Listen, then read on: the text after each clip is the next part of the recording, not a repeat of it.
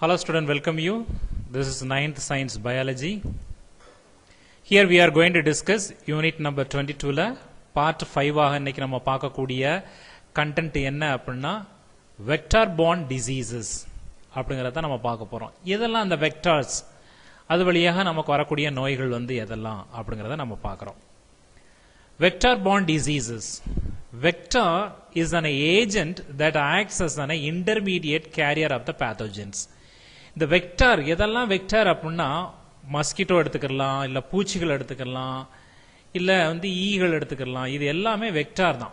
இதெல்லாம் வந்து என்னவா பிளே ஆகுது அப்படின்னா ஒரு ஏஜெண்டா வந்து ஆக்ட் பண்ணும். இது வந்து ஒரு இன்டர்மீடியட்னு சொல்லிக்கலாம்.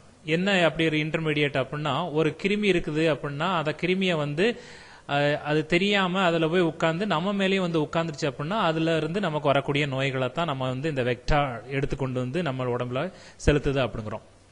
So many insects and animals act as vectors. Insect மட்டும் இல்ல அனிமல்ஸுமே ஒரு வெக்டாரா ஆக்ட் பண்ணும் அப்படிங்கிறாங்க. Diseases transmitted by vectors are called as the vector borne diseases. So நோய் வந்து இந்த வெக்டார் மூலமாக டிரான்ஸ்மிட் ஆயிருச்சு அப்படின்னா அதை தான் வெக்டார் borne diseases அப்படின்னு நம்ம சொல்றோம்.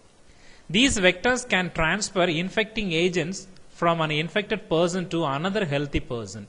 ஒருத்தங்க நோயில இருக்கிறாங்க அப்படின்னா அவங்ககிட்ட இருந்து ஒரு கொசுவோ ஒரு ஈயோ இல்ல டைரக்ட் கான்டாக்டோ அதுல இருந்து இன்னொரு ஹெல்த்தியா இருக்கக்கூடிய மனிதனுக்கும் ஈஸியா பரவக்கூடிய சான்சஸ் இருக்குது அப்படிங்கறத இதுல மென்ஷன் பண்றாங்க.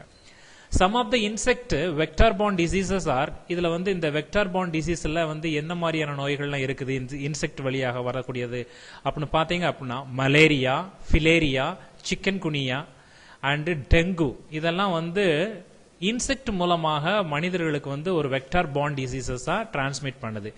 அந்த diseases which are transmitted through the animals வழியாக வரக்கூடியதெல்லாம் பாத்தீங்க அப்படின்னா பேட் ஃப்ளூ, ஸ்வின் ஃப்ளூ அப்படிங்கிறது, பன்றி காய்ச்சல், பறவை காய்ச்சல் இதெல்லாம் வந்து அனிமல் மூலமா வரக்கூடியது. ஸோ இந்த கிளாஸ்ல நம்ம பார்க்கக்கூடியது என்ன அப்படின்னா இன்செக்ட் மூலமா வரக்கூடிய அந்த நோய்களை பத்தி தான் நம்ம பார்க்க போறோம்.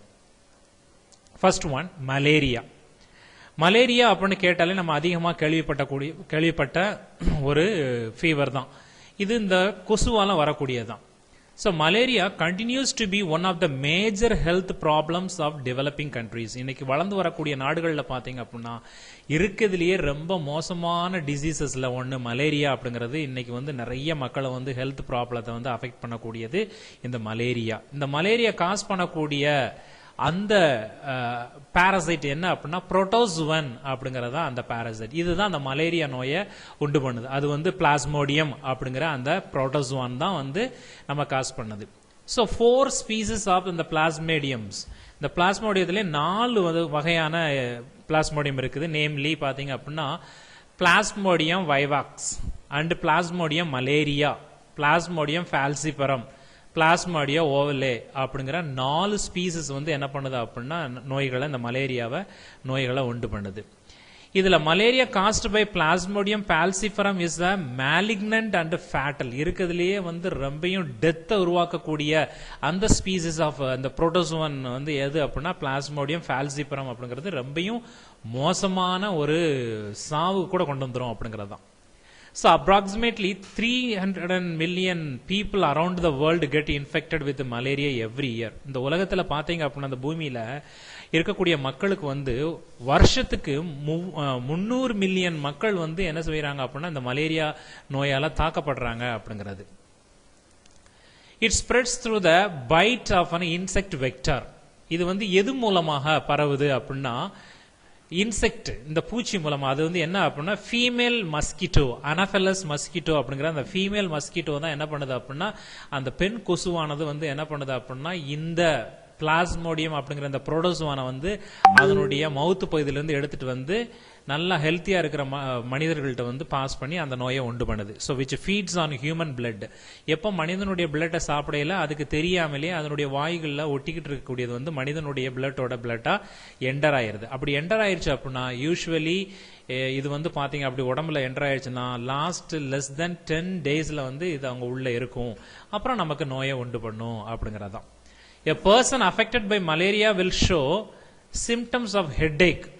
ஸோ அப்போ மலேரியா அந்த புரோட்டோசுவன் வந்து உள்ள என்ட்ரு ஆயிடுச்சு அப்படின்னா நமக்கு இந்த மலேரியா அப்படிங்கிற காய்ச்சலை கொடுக்கையில நமக்கு என்ன மாதிரியான அறிகுறிகள்லாம் இருக்கும் அப்படின்னா தலைவலி இருக்கும், நாசியா, வாமிட்டிங், அதாவது கொமட்டல் இருக்கும், மஸ்குலர் பெயின், மசில்ஸ்லாம் நம்மளுடைய பாடி மசில்ஸ்ல எல்லாம் நிறைய வலிகள் இருக்கும், நம்மளுடைய பாடி வந்து சில்லா இருக்கும், அதாவது கூலிங்கா இருக்கும், ரொம்ப ஹாட்டா இல்லாம சில்லா இருக்கும், ஷிவரிங் வரும், நமக்கு நடுக்கம் கொடுக்கும், followed by a rapid rise in the temperature. இதுக்கப்புறம் வந்து அந்த குளிர் ஜுரம் வந்ததுக்கு அப்புறம் பயங்கரமான சூடு, உடம்புல காய்ச்சல் இருக்கும். ஸோ இதுதான் அந்த மலேரியானுடைய symptoms. Fever subsides with profuse sweating. So fever கூடயே சேர்ந்து பார்த்தீங்க அப்படின்னா பயங்கரமான வேர்வையும் வரும். ஸோ அதுக்கு நம்ம என்ன பண்ணலாம் இந்த மலேரியாவுக்கு அப்படின்னா, use of quinine drug kills the stages of malaria parasite. So uses of guanine drugs kills the stages of malaria parasites. So இந்த drugs தான் வந்து நம்ம malaria parasiteக்கு நம்ம எடுத்துக்கிறோம். So this is the quinine sulfate அப்படிங்கிற இந்த drugs தான் நம்ம மெடிக்கல் ஷாப்ல இப்போ அவைலபிளா இருக்கு ஃபார் மலேரியானுடைய அந்த காய்ச்சலுக்காக. So know your scientist. Sir Ronald Rose, an Indian born British doctor. இவர் இந்தியாவில் பிறந்தவர், ஆனால் பிரிட்டிஷ்காரரு. and is famous for his work concerning malaria. இவர் வந்து மலேரியா அந்த நோயினுடைய ஒர்க்ல வந்து ரொம்ப கான்சென்ட்ரேட் பண்ணி இவர் வந்து நிறைய ஒர்க் பண்ணியிருந்தாரு. He worked in the Indian medical service for 25 years. நம்மளுடைய இந்தியாவுடைய மெடிக்கல் சர்வீஸ்ல 25 வருஷமா வந்து இவருடைய வேலைகளை பார்த்துட்டு இருந்தார். அதுல he identified the developing stages of malaria parasite in the gastrointestinal tract of mosquito and proved that malaria was transmitted by mosquito அப்படிங்கறத ப்ரூவ் பண்ணார். மலேரியா வந்து மஸ்கிட்டோ கொசுனால தான் வந்து பரவுது அப்படிங்கறத வந்து அந்த மலேரியா அந்த கொசுனுடைய கேஸ்ட்ரோ இன்டெஸ்டினல் ட்ராக்டை வந்து நல்லா ஆராய்ச்சி பண்ணதுல அதுல இருக்கக்கூடிய அந்த டிஃப்ரெண்ட் ஸ்டேஜஸ் ஆஃப் மலேரியா பாராசைட்டை வந்து ஐடென்டிஃபை பண்ணார். அதுக்கு வந்து இவர் வந்து என்ன பண்ணார் அப்படின்னா 1902ல இவருக்கு வந்து நோபல் பிரைஸ் கொடுத்தாங்க. எது கொடுத்தாங்க அப்படின்னா physiology or medicine for his work on the treatment of மலேரியாவுக்கு இவருக்கு நோபல் பிரைஸ் கிடைச்சது. இவர் யாரு அப்படின்னா sir Ronald Ross, and Indian born, இந்தியாவில் பிறந்தவர், பட் பிரிட்டிஷ்காரரு. மலேரியானுடைய டிஃப்ரெண்ட் ஸ்டேஜஸ் மஸ்கிட்டோஸ்னுடைய இன்டெஸ்டினல் கேஸ்ட்ரோ இன்டெஸ்டினல் ட்ராக்ல ஐடென்டிஃபை பண்றதுக்காக இவருக்கு கிடைத்த நோபல் பிரைஸ் 1902ல கிடைச்சது. அடுத்து நம்ம பார்க்கக்கூடியது சிக்கன் குனியா. இந்த சிக்கன் குனியா அப்படிங்கிறது ரீசெண்டா வந்த ஒரு நோய் தான். இதனால என்னென்ன சிம்டம்ஸ்லாம் நமக்கு இருக்கும் அப்படிங்கறத இந்த டயக்ராம்ஸ்ல கொடுத்துருக்கிறேன். ஓகே, ஸோ சிக்கன் குனியா வராதவங்களே இருந்திருக்க மாட்டாங்க அப்படிங்கிறதுக்கு. ஃபீவர் இருக்கும், ஜாயிண்ட் பெயின் இருக்கும், ஹெட் ஏக் இருக்கும், மசில் பெயின்ஸ் இருக்கும், உடம்புல வந்து வீக்கங்கள் இருக்கும், ரேஷஸ் இருக்கும் பாடிஸ்ல. ஸோ இதுதான் சிக்கன் குனியாஸினுடைய சிம்டம்ஸ். ஸோ இதை பத்தி நம்ம இப்போ பார்ப்போம். Chikungunya is caused by virus. So chikungunya அப்படிங்கிறது ஒரு வைரஸ் நோய். இது வந்து transmitted in human by the bite of the infected Aedes aegypti அப்படிங்கிற மஸ்கிட்டோஸ் கடிக்கிறதுனால, இந்த கொசு கடிக்கிறதுனால தான். அது எப்போ கடிக்கும் அப்படின்னா டியூரிங் த டே டைம், பகல் நேரங்களில் தான் அந்த கொசு கடிக்கும். அப்படி கடிச்சிச்சு அப்படின்னா நமக்கு அந்த வைரஸ் வந்து அந்த கொசுல இருக்கக்கூடிய வைரஸ் வந்து என்ன பண்ணும் அப்படின்னா, கொசு எடுத்துட்டு வரக்கூடிய வைரஸ் நமக்கு சிக்கன் குனியா அப்படிங்கிற நோயை உண்டு பண்ணும். So it causes severe and persistent joint pain, body rashes, headache and fever. So இதனால என்ன அப்படின்னா சிவியரா இருக்கும். எது சிவியரா இருக்கும் அப்படின்னா பெர்சிஸ்டன்ட், நிரந்தரமா இருக்கக்கூடிய ஜாயிண்ட் பெயின். அங்கங்க மூட்டுகள்ல இருக்கக்கூடிய அந்த ஜாயிண்ட்ல எல்லாத்துலயுமே வலி பயங்கரமா இருக்கும், நடக்க முடியாது, பாடியில வந்து ரேஷஸ் நிறைய இருக்கும், தலைவலி வரும், காய்ச்சல் பயங்கரமா இருக்கும். ஸோ இதை வந்து உணர்ந்தவங்களுக்கு வந்து தெரியும். ஏன்னா சிக்கன் குனியா எனக்கு வந்திருந்தது, அதனால உணர்ந்ததை நான் சொல்றேன். So joint pains can last for a very long time. So ஒரு ஆட்டோ இன்ஜெக்ஷன் போட்டாலும் கேட்காது, 3 ஆட்டம் இன்ஜெக்ஷன் போட்டாலும் கேட்காது, வாயெல்லாம் ரொம்ப கசக்கும், எது சாப்பிட்டாலுமே கசக்கும். அப்படிங்கறதான் இந்த சிக்கன் குனியானுடைய அந்த அறிகுறிகள். So it's very long time வந்து இதனுடைய பெயின்லாம் லாஸ்ட் இருக்கும்.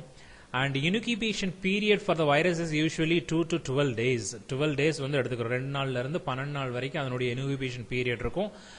அண்ட் அப்போ இருக்கு. அதுக்கப்புறம் பாத்தீங்கன்னா நம்மளுடைய பாடி வந்து சில்னஸா இருக்கும், ஹை ஃபீவரா இருக்கும், வாமிட்டிங் மாதிரி வரும், கொமட்டல் வரும், ஹெட்டேக் இருக்கும், ஜாயிண்ட் பெயின்ல பயங்கரமான நிரந்தரமா ஜாயிண்ட் பெயின் இருந்துகிட்டே இருக்கும், நம்மளால நடக்க முடியாது, difficult in walking or the common symptoms associated with the diseases. இந்த டிசீஸ்ல நம்ம இருக்கக்கூடியது.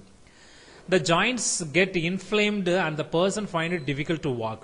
ஓகே, அப்போ என்ன அப்படின்னா நம்மளுடைய முட்டிகள்ல அந்த ஜாயிண்ட்கள்ல வீக்கங்கள் ஏற்படுறதுனால நம்மளால நடக்க முடியாது. ஸோ இதுதான் அந்த சிக்கன் குனியானுடைய அந்த வைரஸ் தாக்கப்பட்ட சிக்கன் குனியானுடைய நோயினுடைய அறிகுறிகள். இதுக்கு என்ன பண்ணலாம் அப்படின்னா, paracetamol is given to relieve the pain and reduce the fever. காய்ச்சலை குறைக்கிறதுக்கும் பெயினை வந்து ரிலீவ் பண்றதுக்கும் சாதாரண பாராசிட்டமல் எடுத்துக்கலாம். அப்படி இல்லை அப்படின்னா வி ஹாவ் டு டேக் ஆன இன்ஜெக்ஷன் எடுத்துக்கிறணும் அப்படிங்கறதான் இதுல கொடுக்கக்கூடியது. அடுத்து dengue fever. Dengue is known as the break bone fever. So இதுக்கு இன்னொரு நேம் என்ன கொடுக்குறாங்க அப்படின்னா break bone fever அப்படிங்கிறது. The name break bone fever was given due to the cause of intense joint and muscle pains. இது ஏன் கொடுத்துருக்காங்க அப்படின்னா, ஜாயிண்ட்ல வந்து ஒவ்வொரு ஜாயிண்ட்லயும் மசில்ஸ்லயும் வந்து வலிகள் வர்றதுனால தான் அதுக்கு வந்து break bone fever அப்படிங்கிற இந்த டெங்கு ஃபீவருக்கு இன்னொரு நேம் கொடுக்குறாங்க. So dengue fever is caused by a virus. இதுவுமே வைரஸ் தான் and transmitted by அதே வந்து சிக்கன் குனியாக்கு இருந்த அதே தான் Aedes aegypti அப்படிங்கிற மஸ்கிட்டோஸ் தான் வந்து காஸ் பண்ணக்கூடியதா இருக்குது. இதனுடைய incubation period of virus is usually 5 to 6 days. அது வந்து 2 to 12 days. இங்க வந்து 5 நாள்ல இருந்து 6 நாளைக்குள்ள அதனுடைய இன்குபேஷன் பீரியட் இருக்கும். இதனால நமக்கு என்ன அப்படின்னா ஹை ஃபீவர் இருக்கும், சிவியர் ஹெட்டேக் இருக்கும், பயங்கரமான தலைவலி, மசில்ஸ் அதன் ஜாயினுடைய பெயின் இருக்கும், ரேஷஸ் இருக்கும், ஹேமரேஜ் இருக்கும், அங்கங்க வலிகள் இருக்கும், ஃபால் இன் பிளட் பிளேட்லெட்ஸ், நம்மளுடைய பிளட் கவுண்ட் அந்த பிளட் பிளேட்லெட்ஸ் வந்து ரொம்பையும் டவுன் ஆயிரும். ஸோ இதுதான் இதனுடைய சிம்டம்ஸ், டெங்கு ஃபீவருடைய சிம்டம்ஸ். இது போக வேற என்னெல்லாம் இருக்கும் அப்படின்னா, வாமிட்டிங், நமக்கு வந்து வாமிட் வர்ற மாதிரியே இருக்கும், வாமிட் பண்ணுவோம், அப்டாமினல் பெயின், அடிவயிற்றில் வந்து பயங்கர வலி இருக்கும், மூச்சு வாங்குறது கஷ்டமா இருக்கும், difficult in breathing and minute spots on the skin, signify the bleeding with in the skin. அதாவது அங்கங்க வந்து ரெட் கலர்ல ஸ்கின்ல தெரியும், நம்மளுடைய தோல்ல அங்கங்க ரெட் கலர் தெரியும், அதுல இருந்து நமக்கு ரத்தம் வடிகிற மாதிரியே இருக்கும். இதெல்லாம் வந்து டெங்கு ஃபீவருடைய ஒரு அசோசியேட்டட் திங்ஸ் தான், இந்த டெங்கு ஃபீவருடைய அறிகுறிகள் தான் இதெல்லாம். இதுக்கு என்ன பண்ணலாம் அப்படின்னா, அதே தான், paracetamol is given to reduce the fever and body ache. நம்ம பாடி பெயினையும் ஃபீவரையும் ரெடியூஸ் பண்றதுக்கு பாராசிட்டமல் எடுத்துக்கிறோம். அது போக complete rest is increased intake of fluid essential அப்படின்னா, கம்ப்ளீட்டா ரெஸ்ட் எடுத்துட்டு நம்ம வந்து நிறைய வாட்டரியா இருக்கக்கூடிய லிக்விடா இருக்கக்கூடிய ஐட்டங்கள்ஸ் நிறைய எடுத்துக்கிறோம் அப்படிங்கிற. அப்படின்னா என்ன, ஃப்ரூட் ஜூஸ் எடுத்துக்கலாம், தண்ணி கஞ்சி சாப்பிடலாம், தண்ணி சாப்பிடலாம். ஸோ இதனால வந்து நம்ம என்ன செய்யலாம் அப்படின்னா, இந்த டெங்கு ஃபீவர்ல இருந்து விடுபடலாம் அப்படிங்கறத இந்த டெங்கு அப்படிங்கிற இந்த வைரஸ் ஃபீவர். பாருங்க, அந்த டெங்கு ஃபீவர்னுடைய அந்த டயக்ராம்ஸ் உங்களுடைய கொடுத்துருக்காங்க. ஃபீவர், ஹெட்டேக்கு, பெயின் பிஹைண்ட் ஐ, நமக்கு தலைக்கு கண்ணுக்கு பின்னாடி இருக்கக்கூடிய அந்த பின்பகுதியில் இருக்க மண்டைக்கு பின்னாடி இருக்கக்கூடியதுல நமக்கு பெயின் பயங்கரமா இருக்கும். மைல்டா வந்து ப்ளீடிங் இருக்கும். Okay, from the germs or nose or below the skin, நம்மளுடைய நோஸ் பகுதியில் இல்லை தொலிக் பகுதியில் வந்து இருக்கும். பாடிக்கு அங்கங்க பாடி வந்து பயங்கரமா வலிகள் இருக்கும், வாமிட் இருக்கும், ரேஷஸ் இருக்கும், டைரியாவும் போகும் அப்படிங்கிறாங்க இதுல. ஸோ அதுக்கடுத்து டூயினோல ஒன்று கொடுத்துருக்காங்க. an extraction of tender leaves of papaya and herbal drink நிலவேம்பு குடிநீர் is given to dengue patients. அப்போ டெங்கு நோயிலிருந்து நமக்கு விடுபடணும்னா இந்த நம்ம வந்து என்ன பண்ணலாம் அப்படின்னா, பப்பாயா, அந்த பப்பாயானுடைய அந்த லீஃப், அந்த இலைகளை எடுத்துட்டோம் அப்படின்னா, பப்பாளி மரத்தினுடைய இலைகளை எடுத்து அதையும் நம்ம கிரைண்ட் பண்ணி, அப்படி இல்லை அப்படின்னா நிலவேம்பு குடிநீர், நிலவேம்புடைய அந்த இலைகளை எடுத்து அதனுடைய பட்டைகளை எடுத்து நம்ம கசாயம் போட்டு குடிச்சோம் அப்படின்னா டெங்கு ஃபீவர் வந்து குணப்படுத்தலாம் அப்படின்னு சொல்றாங்க. It is known to increase the blood platelets count. அப்படி என்ன பண்ணும் அப்படின்னா, நம்மளோட பிளட்ல இருக்கக்கூடிய அந்த பிளேட்லெட்ஸை வந்து அதிகமா இன்க்ரீஸ் பண்ணும் அப்படின்னு இந்த ஆயுஷ் அப்படிங்கிறவங்க சொல்றாங்க. ஸோ அதனால இதுவுமே இப்ப நம்ம எல்லாம் எடுத்துக்கக்கூடியது, எல்லா நோய்க்குமே இப்ப நம்ம எடுக்கிறது நிலவேம்பு கஷாயமும் பப்பாயானுடைய கஷாயம் தான் எடுத்துக்கிட்டு இருக்கிறோம்.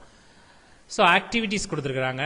Observe the mosquitoes that are active during the day time, catch them using an insect net and observe their body and legs. What do you observe and why are cases of dengue reported in the large number during the post monsoon season அப்படின்னு கேக்குறாங்க. ஒரு activity என்ன அப்படின்னா, கொசுவை பிடிக்க சொல்றாங்க.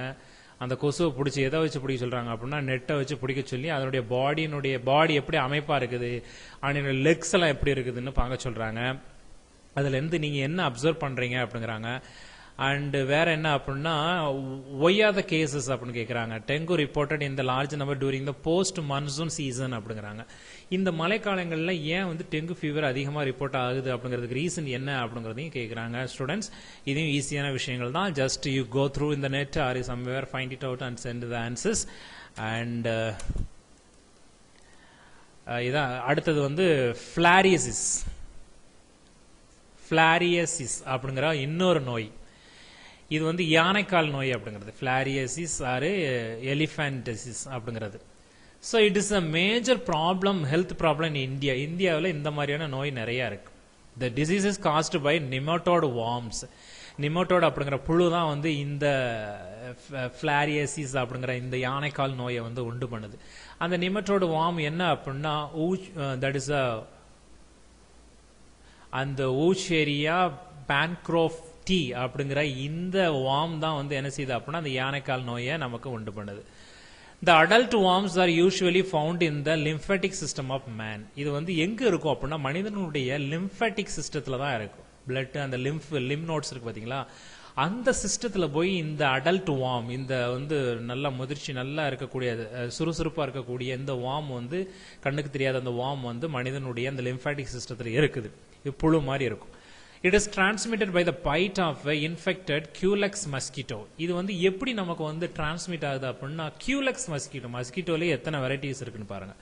இதுல இந்த Culex mosquito அப்படிங்கிறது வந்து என்ன பண்ணும் அப்படின்னா இந்த வார்ம்ஸ்னுடைய அந்த புழுக்களை வந்து அதனுடைய வாய்ப்பகுதியில் இருந்துச்சு அப்படின்னா, அது மேல இருந்துச்சு அப்படின்னா, யாரையாச்சும் அதை போய் கடிக்குது இந்த Culex mosquitoes அப்படின்னா அவங்களுக்கு இந்த யானைக்கால் நோயை கண்டிப்பா உண்டு பண்ணும் அப்படிங்கறதுதான். இதனுடைய incubation period of filarial worms is 8 to 16 months. இதனுடைய இன்குபேஷன் பீரியட் பாருங்க, இதுதான் லாங்கர் டைம்ஸ். 8 to 16 months வந்து இதனுடைய இன்குபேஷன் பீரியட் இருக்கும்.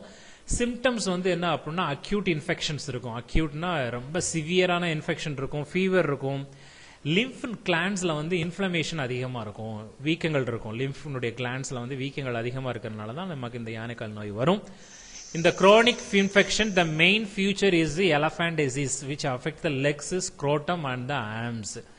பாருங்க, இது வந்து எதெல்லாம் தாக்கும், இந்த யானை கால் அப்படிங்கிறோம், லெக்ஸையும் சரி, ஸ்க்ரோட்டத்தையும் சரி, அண்ட் ஆர்ம்ஸ் கைகளெல்லாம் இந்த மாதிரி வீங்கி வீங்கி வீங்கி வீங்கி யானை மாதிரி கால் மாதிரி கை மாதிரி ஸ்க்ரோட்டம் மாதிரி இருக்கும் அப்படிங்கறதான் இந்த ஃபிளாரியாசிஸ் அப்படிங்கிற இந்த நோய். ஸோ நான் மஸ்கிட்டோஸை ப்ரிவென்ட் பண்ணணும், அதை கண்ட்ரோல் பண்ணணும்னா என்னெல்லாம் பண்ணலாம்? ஏன்னா இப்போ நம்ம பார்த்த டிசீசஸ்ல மலேரியா பார்த்தோம், டெங்கு பார்த்தோம், சிக்கன் குனியா பார்த்தோம், ஃபிளாரியாசிஸ் பார்த்தோம். ஸோ இதெல்லாம் கண்ட்ரோல் பண்ணணும்னா நமக்கு மஸ்கிட்டோஸை ஃபர்ஸ்ட் வந்து கண்ட்ரோல் பண்ணணும், அந்த கொசுகளை வந்து விரட்டணும். அப்போ அந்த கொசுகளை விரட்டுறதுக்கு என்னெல்லாம் ப்ரிவென்ட் பண்ணலாம், எப்படிலாம் கண்ட்ரோல் பண்ணலாம் அப்படிங்கிறதுக்கு prevention of mosquitos bites use by mosquitos nets. இன்னைக்கெல்லாம் நிறைய கொசு வலைகள் இருக்குது, இல்ல வீடுகளுக்கு ஜன்னல்கள்ல வந்து மஸ்கிட்டோ ஸ்கிரீன்ஸ் இருக்குது, மஸ்கிட்டோ ரெப்லன்ஸ் இன்னைக்கு நிறைய இருக்கு, ஆயின்மெண்ட் இருக்குது, இன்னைக்கு நிறைய மஸ்கிட்டோஸ் காயில்லாம் இருக்குது. ஆனா அதெல்லாம் செயல்பட்டாலுமே மஸ்கிட்டோ மறுபடியும் கடிச்சிட்டு தான் இருக்குது. ஸோ அப்போ அதுக்கு தக்கன அதான் அடாப்ட் ஆகுது. அப்போ அதுக்கு தக்கன நம்மளும் மாறிக்கிட்டே இருக்கணும், ரெப்லன்ஸ் மாற்றணும், ஆயில்மெண்ட்ஸ் மாற்றணும் அப்படிங்கிறது. So elimination of breeding places by providing adequate sanitation, underground waste water disposal system and drainage of stagnant water, இதெல்லாம் நம்ம வந்து எலிமினேட் ப்ராப்பரா பண்ணோம்னா நல்லா இருக்கும்.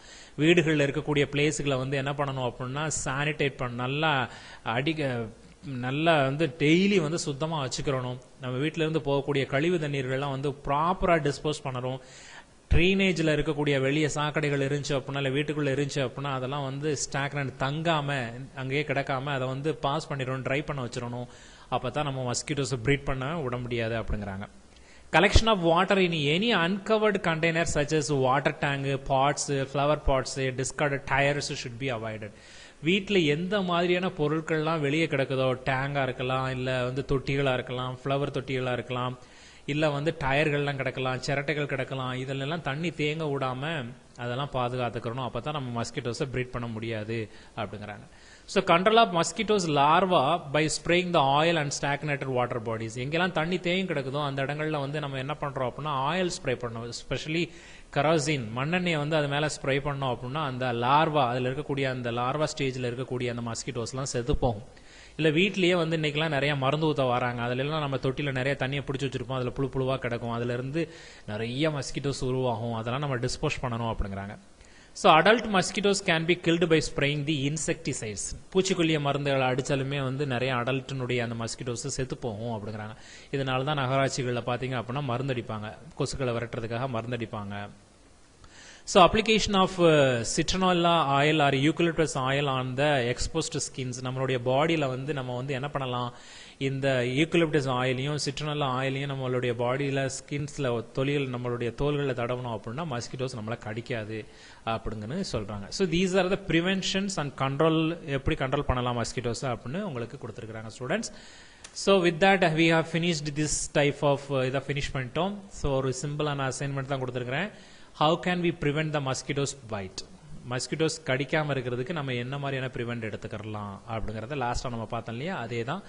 ஸோ இது மட்டும்தான் படிக்கணுமா சார், மற்றெல்லாம் படிக்க வேண்டாமா அப்படின்னா கண்டிப்பாக தெரிஞ்சிருக்கணும். என்னென்ன நோய் எதனால வருது அப்படிங்கிறத கண்டிப்பாக தெரிஞ்சிருக்கணும் students. we will see you in the next கிளாஸில் பார்ப்போம். தேங்க்யூ.